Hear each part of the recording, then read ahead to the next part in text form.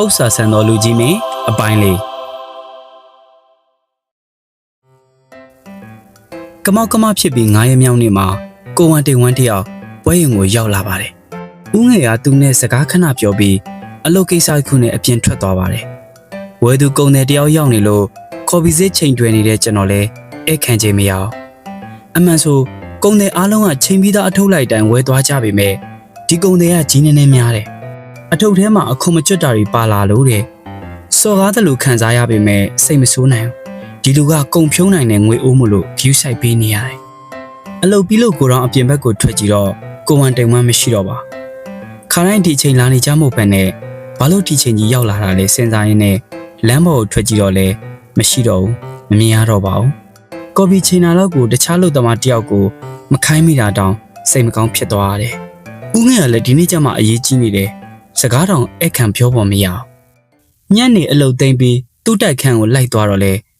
ဲအခန်းကိုတော့ခတ်ထားတာတွေ့ရတယ်။ဒီအချိန်လောက်ဆိုသူ့လုပ်တဲ့ဆိုင်ကလည်းပိတ်ရောပေါ့။ဝမ်းနေတယ်လို့ပဲ။ဘာကြောင့်မှန်းကိုမသိအောင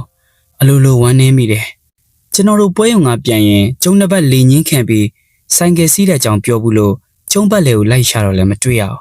။စိတ်တွေတကယ်လေးနေရပါလား။ဘာဖြစ်လို့ပါလဲအကိုဝမ်းရဲ့။စိတ်ကလန်းဆန်းမှုရှိမနေတာနဲ့ဘီယာဆိုင်တစ်ဆိုင်ကိုဝင်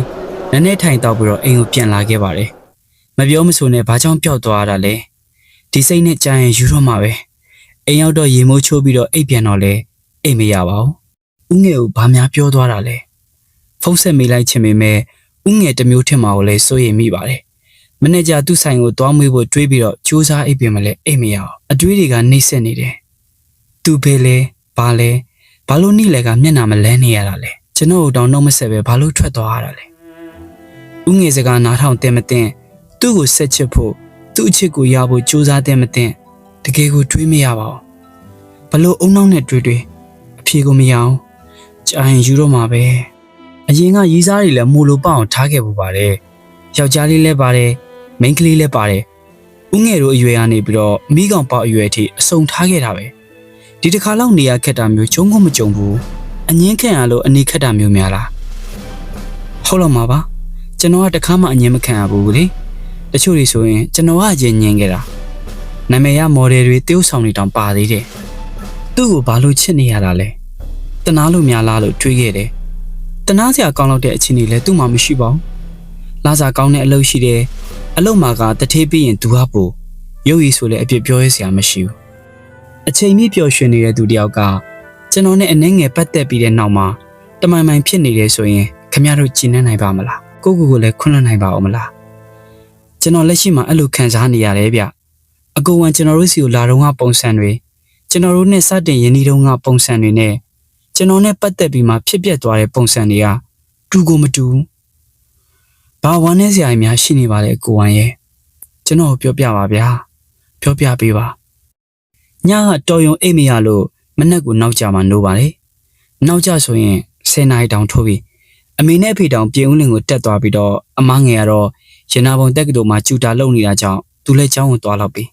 ကျွန်တော်တယောက်တည်းငုံငန်ငန်နဲ့ရေမိုးချိုးပြီးတော့အကိုဝန်ရှိရာအလုပ်ရုံကိုထွက်လာခဲ့လိုက်တယ်အကြီးတဲ့လမ်းမှာစီကုံနေလို့ချွေးပြောင်တွန်းလိုက်ရသေးတယ်ဗျို့အိမ်မှာကားတွေရှိပေမဲ့လည်းကားမောင်းတဲ့ feeling တဲ့ကျွန်တော်ဆိုင်ကယ်မောင်းရတဲ့ feeling ကိုပိုကြိုက်တယ်အဲဒါကြောင့်မို့လို့အမြဲတမ်းဆိုင်ကယ်ပဲစီးတယ်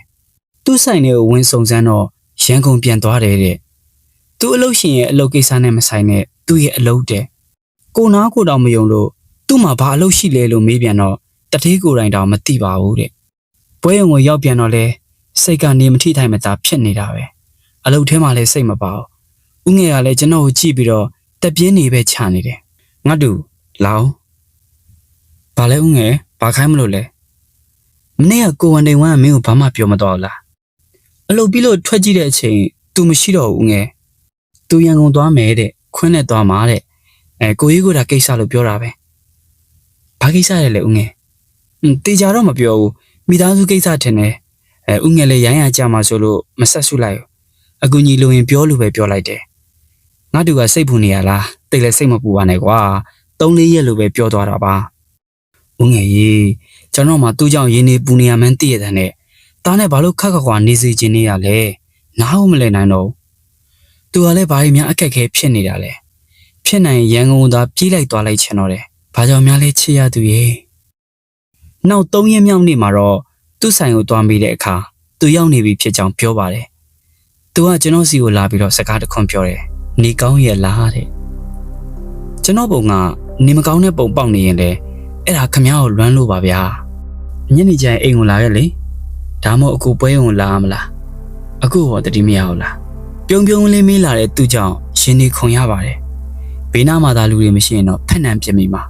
လက်သီးနဲ့ပဲထိုးထိုးဓားနဲ့ပဲထိုးထိုးဒီတစ်ခါဆိုရင်နောက်မဆုတ်တော့ဟာပွဲရုံကိုမလာပါနဲ့အိမ်ကိုပဲလာခဲ့မယ်ကျွန်တော်မှအခုကိုပြောပြစရာရင်နဲ့အပြစ်ရှိတယ်โอเคအိမ်မှာထမင်းချက်ကျွေးရမလားဘလို့မေးလိုက်တာလဲကိုရကိုချစ်ရသူချက်ကျွေးတာကိုမစားချင်တဲ့သူရှိပါမလားအခုတောင်ဘိုက်စားလာတယ်လို့ပဲအာမဟုတ်တာကိုရမီးလဲမှန်တာမဟုတ်ဘဲနဲ့မချက်ပါနဲ့ကော်ဖီပဲတိုက်ပါကော်ဖီမမုန်းသေးဘူးလားယင်အကိုတိုက်တဲ့ကော်ဖီကိုလွမ်းပါတယ်ပြောအောင်မယ်အကိုပြစ်ပေါက်လိုက်တဲ့ကော်ဖီကွက်ကိုလည်းလွမ်းနေနော်ဒီလားတွေ့လားနည်းနည်းလေးစကားဖော်ရလို့ကိုမရအောင်လောက်တာနဲ့ပြန်ကစ်ဖို့ပဲချောင်းနေအမလေးဗျာဒီယောက်ျားကြီးကမျက်စောင်းထိုးပြီးလေစကားပြောတတ်ပါလားညနေကျတစ်ခါထူးခိုင်းအောင်မယ်အချစ်မျက်စောင်းအလွမ်းမျက်စောင်းနေပေါ့ပြန်တော့လေအခုမှဒီဇိုင်းဆွဲစရာကြီးရှိနေတယ်အလောက်ကပြတ်ထားတော့ကျတော့အကျွေးတွေပြိနေတာသူများတွေမြင်ရင်လည်းရေးစားတွေထင်နေအောင်မယ်ရေးပြီးပြောတာဗျရေတံမထွက်ပေမဲ့သူ့ရဲ့အဖြူရောင်သွားလေးတွေနဲ့နှကန်းသားတွေရဲ့ဝေးကွာသွားတဲ့အတန်တွေကိုကျွန်တော်ကြားရပါတယ်ပိုးသွားလိုက်ရင်ဒီထက်တောင်ကျွန်တော်ပိုပြောချင်သေးတာပွဲရုံကိုရောက်တော့အရင်နေ့တွေနဲ့မတူတဲ့ကျွန်တော်ပုံစံကိုအလုပ်သမားတွေကမယုံသင်္ကာနဲ့ကြည့်နေကြတယ်ဥငယ်ဆိုရင်တော့ပြောဖို့ရမရှိဘူးပေါ့ဗျာကျုံနှုံးပြောအောင်မယ်တိလားဥငယ်ကအိမ်အောင်ပြို့တော့မယ်တဲ့ပြို့သူ့ငယ်ချီဦးလို့တော့ပြောတာပဲ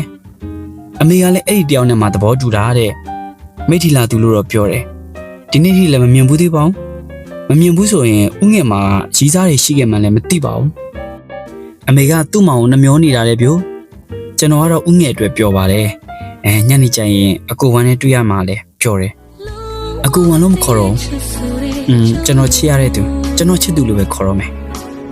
ကိုဝမ်းတိန်ဝမ်းဆိုတော့ခေါ်ရခက်တယ်လေမဟုတ်ဘူးလားကျွန်တော်ချစ်သူမကောင်းဘူးလားဗျာအသေးရစရာခရင်ကိုမိန်နေတာပဲဟိဟိ